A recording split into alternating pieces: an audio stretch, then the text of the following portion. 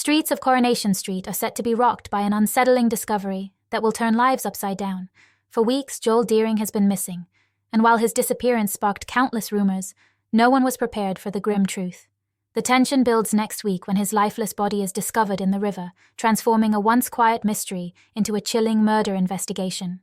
Residents are stunned, their shock palpable as the news spreads like wildfire across Weatherfield. Joel, a familiar face around the cobbled streets, was thought to have taken his own life. However, his tragic demise now raises more questions than answers. How did he end up in the water? And more importantly, who wanted him dead?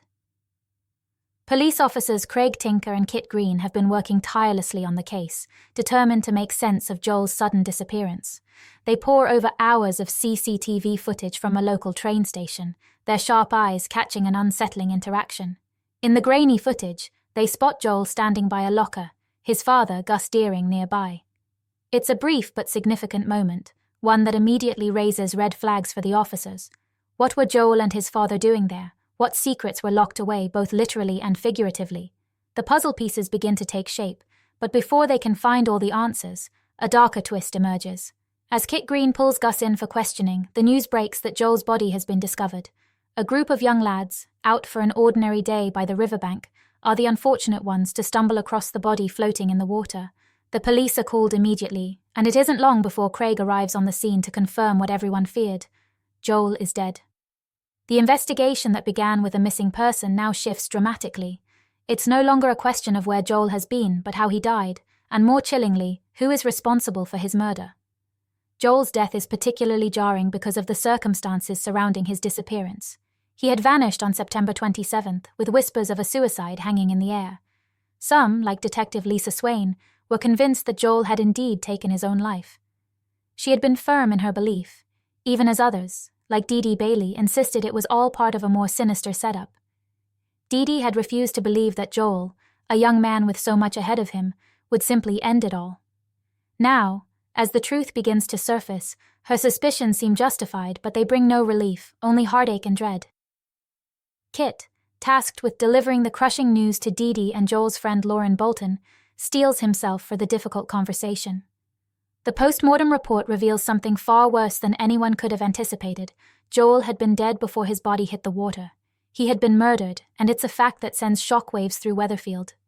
Kit informs the devastated Lauren and Dee Dee, while Lisa delivers the grim news to the patrons at the rover's return. Joel's death is no longer a sad tragedy, but a dark crime that demands justice. As the investigation escalates, a clear cause of death emerges. Joel had suffered 2 brutal blows to the head with a heavy object, likely a crowbar. It's a detail that sends a shiver through the detectives working the case. The once innocuous search for a missing person is now a hunt for a killer, and it's not long before the first suspect comes into focus. Yasmin Metcalf, ever the observant figure, mentions in passing to Lisa that she had recently thrown out Mason Radcliffe, a local troublemaker, after discovering he had a crowbar in his possession. It's a small but critical piece of information that immediately puts Mason on the radar of the investigators. As whispers about Mason circulate, he becomes increasingly paranoid. His fear reaches a peak when his friend Betsy Swain, concerned for his safety, warns him that the police are onto him. Desperate to cover his tracks, Mason attempts to dispose of the crowbar behind the factory, thinking he might escape suspicion, but his plan backfires spectacularly when Kit catches him in the act. The sight of Mason discarding the possible murder weapon only deepens the mystery. Is Mason truly Joel's killer, or is he just a pawn in a larger, more intricate plot?